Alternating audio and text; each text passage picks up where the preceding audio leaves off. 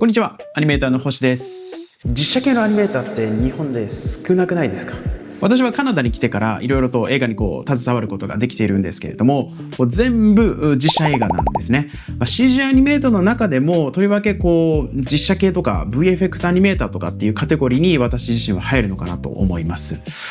ただ日本国内においてどうかというと、このカテゴリーに入るアニメーターですっていう人ほとんど出会ったことないんですよね。ましてやもうアニメーター目指してるんですとかアニメーション勉強してますっていう学生の皆さんはディズニーとかピクサーとかああいうフル 3DCG 系のアニメーションのスタイルを磨いている実写系アニメーターを目指してますっていう人も私は出会ったことがないです。じゃあなぜこんなにも実写系アニメーターを目指す人たちがいないのかなって思うと、この答えこそね、きっと邦画のねエンドクレジットの中にあると思い立ちまして、今回調べてまいりました。計10作品、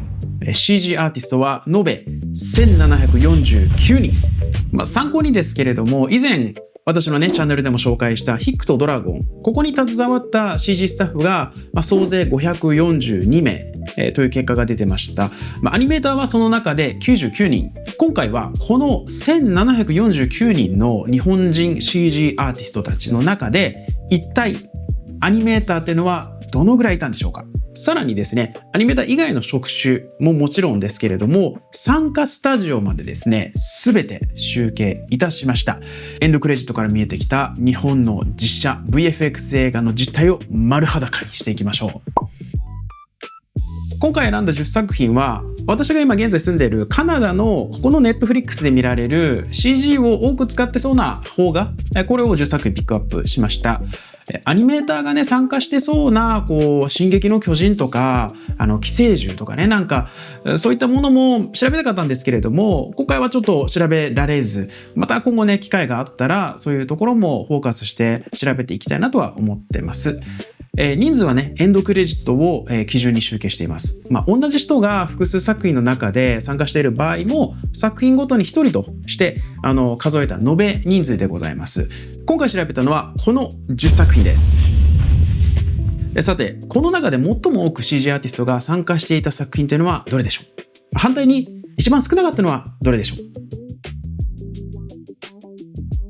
う。まずは第8位から第2位までを一気に見ていきます。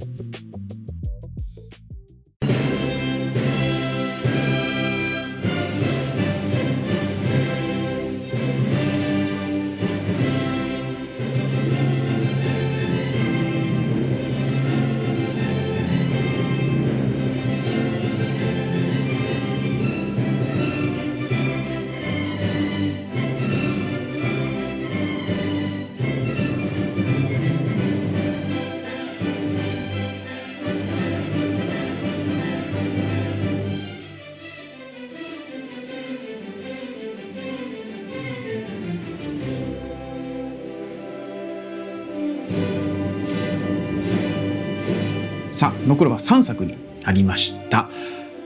ここで第9位を発表いたします。第9位、流浪に剣心伝説の最後編90名でした。そして今回の中で最も多かったのは鋼の錬金術師最後の錬金、こちらが266名という結果でした。そしてなんとですよ、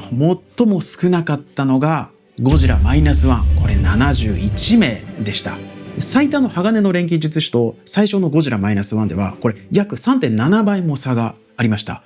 では人数だけじゃなくてこの中身までね見ていこうと思います。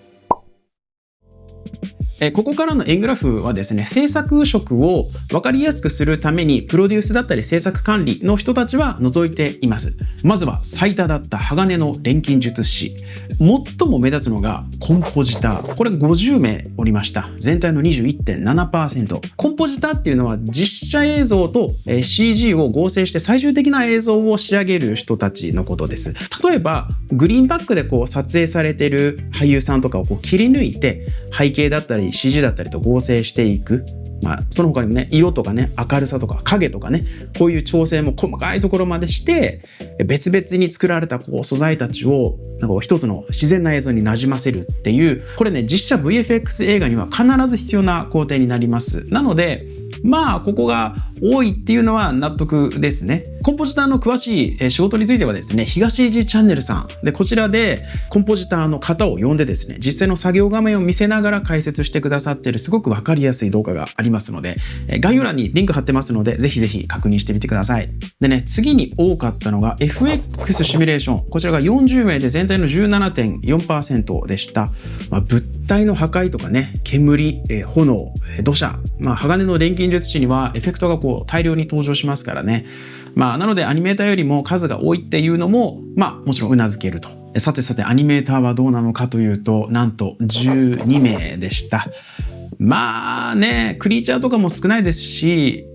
これぐらいの人数っていうのもある種納得なんですけれども、全体の 5.2% かっていうね。映画にもよりますけれども、平成の消費税と同じぐらい懐かしい数字でございました。ちなみに今回の10作品の中でアニメーターが最も多かったのは、ブリーチ。13.6%、29名おりました。この映画ではね、ホローっていうね、敵のモンスターみたいなものですよと戦う描写があったので、そこでアニメーターたちの活躍があったのだと予想しております。続いてはゴジラ -1 を見ていきましょう。合計人数は71名でした。この作品はね、第96回のね、アカデミー賞で視覚効果賞を受賞してます。これはどうやらね、日本映画並びにアジア映画で初だったという報道がされていました。これだけね、世界的に VFX を評価された映画なので、もうてっきりね、とてつもない人数で映画を完成させたんじゃないかなって僕自身思ってました。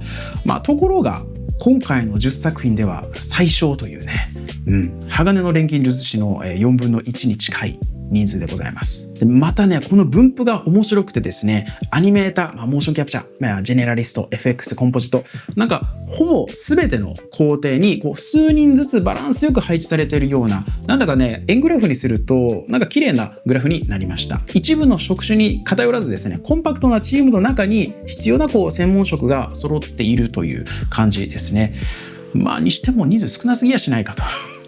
でも次回作ではね、これがどれぐらいの人数になっているのかっていうのも楽しみですね。次は最も極端な円グラフになったものを見ていこうと思います。それが働く細胞です。コンポジターが26人、全体の 31.3% います。この作品ではそれよりも CG-VFX ジェネラリストが35人。こちらはね 42.2% を占めておりました。なんとこの2つだけで全体の7割以上という人数が割かれていると。そして面白いのが、この35人のうちに最も多い19人の方々が在籍したのが白組だったんですね。で、同じこの白組が中心となって制作された映画っていうと、まさしくゴジラ -1 で、ここでは作品全体でジェネラリストは9人しかいませんでした。つまりは同じスタジオが中心になって作品を作ったとしても、作品によってはこれだけチーム構成が変わるっていうね、この差はね、非常に面白かったです。その他の作品の分布はこのようになっておりました。やはり全体的にコンポジットがね、ダントツで多いですが、ぜひぜひ細かいところは一時停止をしながらチェックされてみてください。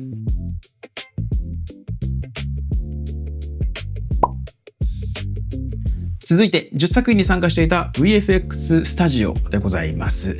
すべて集計するとね、その数合計76社。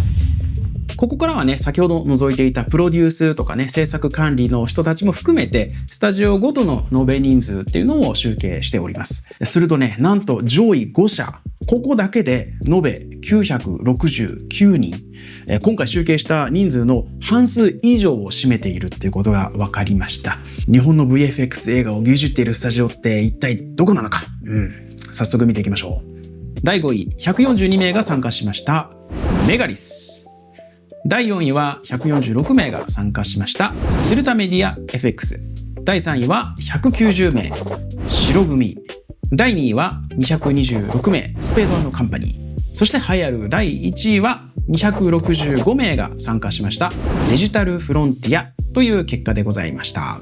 ただ日本の VFX 映画はこの上位5社だけで作られているわけでは決してありません。ランキングには数人、場合によっては1人だけ参加しているようなスタジオもたくさんありました。大人数のスタジオと特定の工程を担当している小さなチーム、国内外ね、多くの会社が組み合わさって一つの映画が完成しているっていうことなんですね。今回、邦画の実写 VFX 映画10作品から延べ1749名集計いたしました。アニメーターは総勢90名でした。結果としてはね、ヒックとドラゴン、この1作より人数が少ないということになりましたけれども、原因としてはね、日本の映画にもうこのヒックとドラゴンみたいな、ドラゴンとかクリーチャーとかがね、たくさん登場するっていう作品がそもそも少ないっていうことが挙げられるかと思います。やっぱりね、VFX でね、クリーチャーをたくさん出すっていうのは、高くついちゃうんだろうなというふうに思います。皆さんにとって一番意外だった数字はどれでしたか？ぜひコメントで教えてください。次回は日本のフル 3DCG アニメーション映画、こちらも同じ方法で集計いたします。実写映画に比べるとアニメーターってどれぐらい増えていくのか、こちらもぜひお楽しみに。以上、アニメーターの星でした。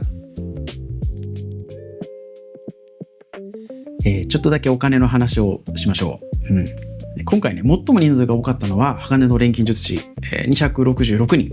だったですけれども、仮にね、新人からベテラン、スーパーバイザーとかね、そういったところも全部含めて一律40万円が給料だったとしましょう。で、そして全員が例えば半年間働いたとします。そしたら266にかける40万かける6ヶ月、これだけで金額が6億3840万円になるんです。この他にもそれぞれのアーティストに払うお金だけじゃなくて、会社に払うこのソフトウェアなりパソコンなり会社側の管理費とか、もうそういったものもかかってくるので、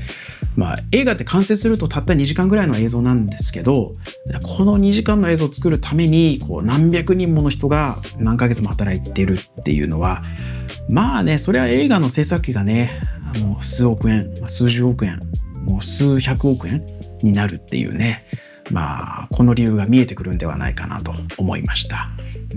やっぱりね、 CG は時間がかかるし高くなっちゃうんだろうねっていう。